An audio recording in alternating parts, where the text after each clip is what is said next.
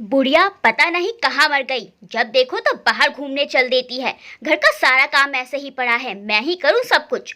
तभी शोभा बाहर से अपनी सास हेमलता जी को आते हुए तीखी नजरों से देखती है और पूछती है, कहाँ चली गई थी माँ जी? घर का सारा काम पड़ा है और आप बाहर घूमने चल दी। घर में नहीं बैठा जाता है क्या आपसे? बेटा मैं तो यहीं बराबर में दीपा के यहाँ गई थी। उसकी तबीयत खराब है तो उसकी तबीयत पूछने के लिए थोड़ी देर के लिए गई थी।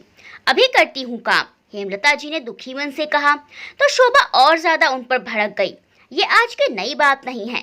जब भी हेमलता जी दीपा के यहाँ जाती तभी बहू शोभा से खरी खोटी सुनने को मिलती थी। हेमलता जी की बूढ़ी हड्डियों में इतनी जान कहाँ थी जितना शोभा उनसे काम लेती थी। फिर भी चुपचाप शोभा के भय से हेमलता जी काम में लग जाती हैं। घर की झाड़ू लगाती हैं, हैंडपंप से चलाकर पानी भरती हैं, क्योंकि गांव में टंकी नहीं थी, हैंडपंप ही था। तो सारा काम हैंडपंप से पानी भरकर ही होता था। फिर बर्तन धोती हैं। सारा काम निपटाने के बाद अंदर जाकर बैठ जाती हैं। तभी बहू कहती है कि माँ जी आप बैठ गई हैं, आज आप दाल चावल बना दीजिए, मुझे बहुत गर्मी लग रही है, मैं नहाने के लिए जा रही हूँ। हेमलता जी थके लहजे में कहती हैं, ठीक है बहू। जैसे ही बहू नहाने के लिए जाती है तो हेमलता जी सोच में पड़ जाती हैं। फिर जल्दी से कोठरी में जाती हैं और एक तरफ रखे गुड़ में से थोड़ा सा गुड़ निकालकर अपनी साड़ी के पल्ले में रख लेती हैं और बाहर की ओर चल देती हैं और दीपा के घर जाती हैं और कहती हैं कि ले जल्दी से यह रख दे, मैं बाद में आती हूँ। वे दीपा जी को गुड़ देकर जल्दी से अपने घर आ जाती हैं और जल्दी जल्दी दाल चावल बनाने में लग जाती हैं। बूढ़ी जान कांपते हुए हाथों से जल्दी जल्दी दाल चावल बना रही थी तो जल्दी में बूढ़े हाथों से दाल का भगोना गिर जाता है। गरम गरम दाल हेमलता जी के पैरों पर गिर जाती है। हेमलता जी को बहुत जलन होती है, उनकी आंखों से आंसू बहते हैं। वह आंसू अपने जलन के नहीं, बहू शोभा के भय के थे। थोड़ी देर बाद बहू नहाकर आवाज देती हुई पूछती है, माँ जी खाना बन गया हो तो ले आना जरा। तो शोभा की आवाज कानों में जाते ही हेमलता जी और सहम जाती हैं। सोचती रहती हैं अब क्या करूं। दाल तो गिर गई। एक तरफ बूढ़ी जली हुई खाल और दूसरी तरफ शोभा का भय। हेमलता जी के हाथ पैर शोभा के भय के कारण कांप रहे थे। हेमलता जी को अपने पैर की कोई सुध ना थी। जब जलन बढ़ जाती तो रोने लगती। तब शोभा के कहने पर भी हेमलता जी नहीं आती तो शोभा को गुस्सा आ जाता है। तिड़क कर गुस्से में रसोई में आती है। इससे पहले कुछ कहती है तो वह देखती है कि सारी दाल गिरी पड़ी है। बुढ़िया का ध्यान पता नहीं कहाँ रहता है, एक काम भी ढंग से नहीं होता है। गिरा डाली सारी दाल। शोभा चिल्लाकर हेमलता जी को डांट रही थी तो कहती है, मुझे इतने समय के अंदर अंदर दाल बनी हुई चाहिए, कहकर अपने कमरे में चली जाती है। हेमलता जी का जला हुआ पैर देखने तक जरूरी नहीं समझा, बस अपना फरमान सुनाकर चलती बनी। बूढ़ी नजरें दर्द से करहा रही थी, लेकिन उसका दर्द देखे भी तो कौन कौन उसका हमदर्द था जो उसके जले हुए जख्म पर मरहम लगाता। बेटा भी तो किसी काम का नहीं था। बेटा उस वक्त घर में नहीं था। अगर होता तो बेटा बहू दोनों की कड़वी बातें सुनने को मिलती। आराम आराम से फिर से दाल बनाई और अपनी बहू शोभा को खाना खिलाया और खुद भी जरा सा खाकर कोठरी में बैठकर अपने पैर को देखती रही। शोभा ऊपर छत पर गई तो हेमलता जी फिर से उठी और दीपा के घर चली गई। जब हेमलता जी की बहू इधर उधर होती है, हेमलता जी वही करती हैं। कोठरी में जाती हैं, कुछ सामान साड़ी के पल्ले में भरती हैं और सीधा दीपा के घर चली जाती हैं और उसे वह सामान देकर जल्दी से वापस आ जाती हैं। यह हेमलता जी का रोज का काम था। वे थोड़ी थोड़ी सी चीज इकट्ठा करती रहती हैं। कभी अनाज ले जाती हैं, कभी गुड़ ले जाती हैं, कभी सरसों ले जाती हैं, कभी दाल ले जाती हैं। जब अनाज ज़्यादा इकट्ठा हो जाता है तो दीपा से कहकर उसे बिकवा देती हैं और उससे जो पैसे आते हैं वे इकट्ठा कर लेती हैं।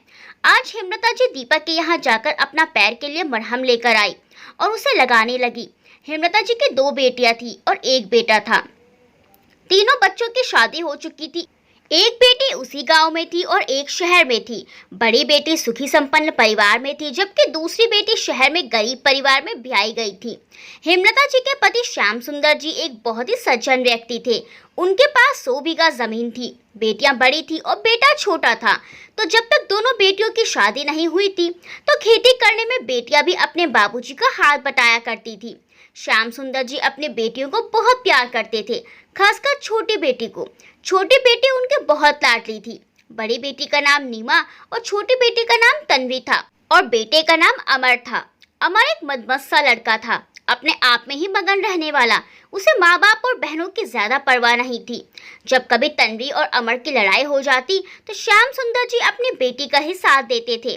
तन्वी अपने माँ बाबा की लाडली बेटी थी। जब कभी अमर अपनी बहन तन्वी को कुछ कहता तो श्याम सुंदर जी अपने बेटी अमर को डांटते और कहते, खबरदार जो मेरी तन्वी को कुछ कहा तो यह मेरी बेटी नहीं मेरा बेटा है। सब बच्चों में तन्वी ने ही मेरा सबसे ज्यादा साथ दिया है। जंगलों में मेरे साथ साथ रही है। जब तक मैं खाना नहीं खाता हूँ तब तक मेरा सर खाती रहती है और खाना खिलाकर चैन लेती है।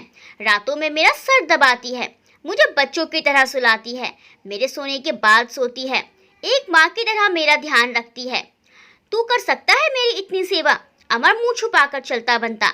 हेमलता जी भी अगर तन्वी को कुछ कहती तो हेमलता जी पर भी बहुत गुस्सा करते कि मेरे बेटे को कुछ कहने की जरूरत नहीं है, मेरे कलेजे का टुकड़ा है मेरी तन्वी। श्याम सुंदर जी तन्वी को बहुत प्यार करते थे और तन्वी भी अपने माँ और बाबूजी से बहुत प्यार करती थी। जैसे ही अमर एक इकलौता बेटा था, लेकिन उसमें वह बात नहीं थी कि घर की जिम्मेदारियां संभाले, खेती की जिम्मेदारी संभाले। जिम्मेदारी संभालने से हमेशा बचता था। बड़ी बेटी नीमा की शादी उन्होंने उसी गांव में कर दी थी क्योंकि उन्हें अच्छा लड़का मिल गया था। लेकिन छोटी बेटी के लिए रिश्ता शहर से आया और उन्हें लड़का पसंद आ गया। लड़का थोड़ा गरीब परिवार से था, लेकिन लड़का बहुत अच्छा था, तो उनके दिल लड़के को देखकर उस पर आ गया और उन्होंने अपनी छोटी बेटी तन्वी की शादी उस लड़के से कर दी।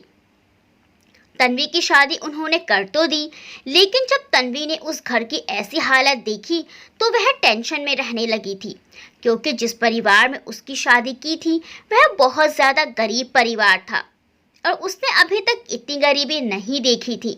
उसके बाद तन्वी के पति का काम अच्छी जगह लग गया तो उसके थोड़े दिन ठीक से हो गए थे।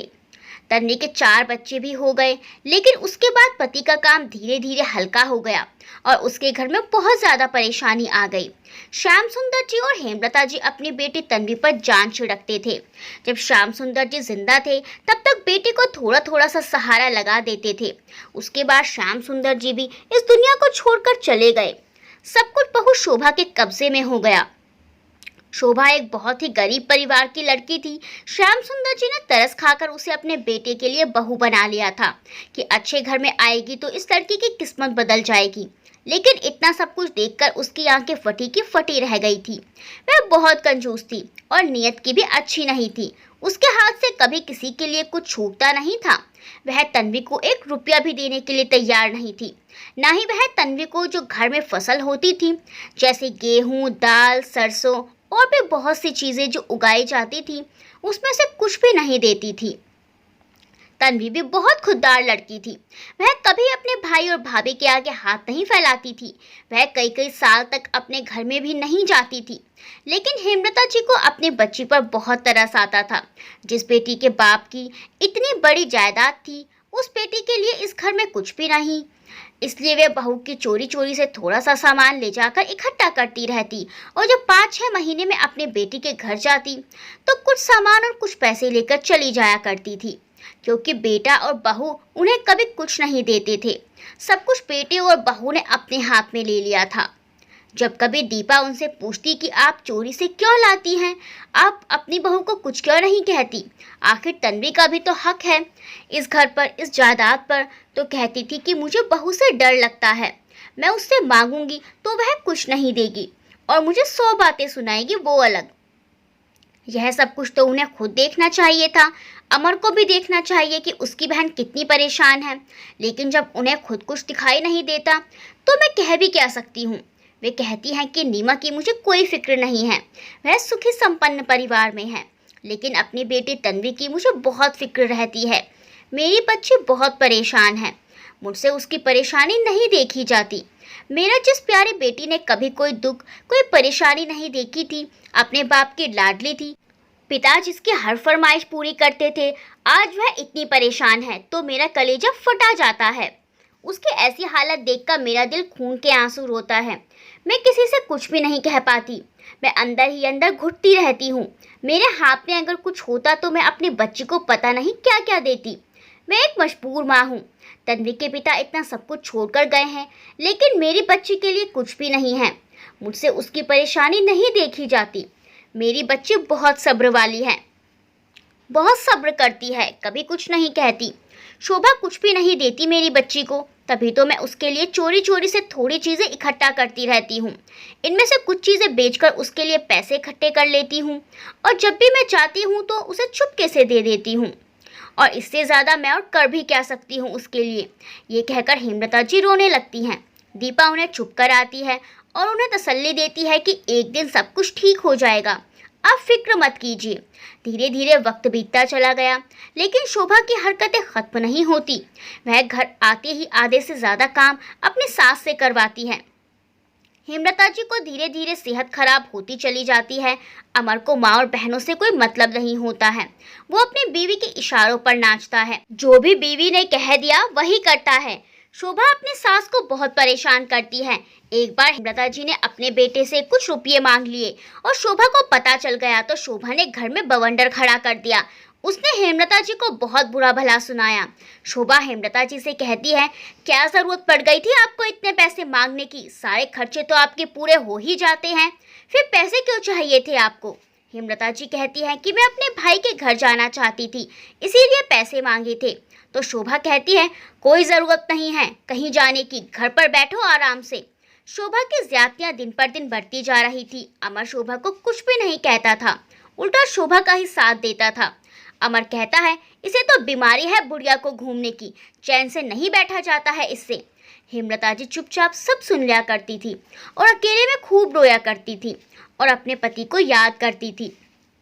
जिस माँ का एक ही बेटा हो और वह भी ऐसा हो तो उस माँ के दिल का हाल कैसा होगा, यह तो बस भगवान ही जान सकता है। धीरे धीरे हेमलता जी की सेहत बहुत खराब होती चली जाती है और बेटे और बहू को उनकी कोई परवाह नहीं थी। एक दिन हेमलता जी इस नर्क रूपी संसार को छोड़कर इस दुनिया से चली जाती हैं।